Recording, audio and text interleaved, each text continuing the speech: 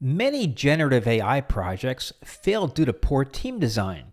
Here's how to organize your teams for success.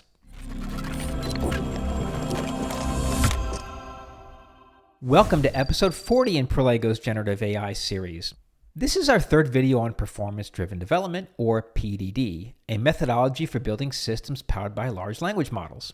In episode 39, I discussed centralizing your AI solutions and creating interfaces with the rest of your infrastructure. This architecture enables you to build a team of specialists who can optimize the LLM's performance. Working with LLMs isn't traditional data science, programming, or machine learning. LLMs represent a new programming interface, and it takes 6 to 12 months to become proficient. We call this role an AI systems engineer, combining the experimental mindset of a data scientist with the big picture view of a systems engineer. We've created a job description for AI systems engineers, and you can download a free copy via the link in the show notes. Engineers with backgrounds in data science, software engineering, or systems engineering can transition to this role with time and dedication.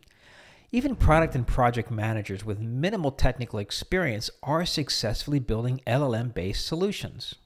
So, where do you learn how to become an AI systems engineer? What courses should you take? Right now, the only option is experience. Generative AI is too new and evolving too fast for formal training.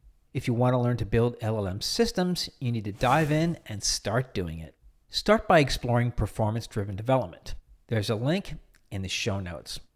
Building a simple performance evaluation framework in a spreadsheet will put you on the right path.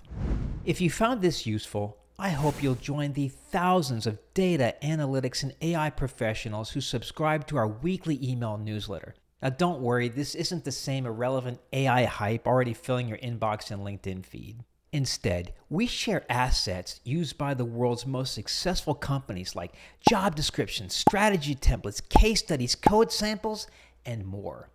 Just visit prolego.com/newsletter or click the link in the show notes.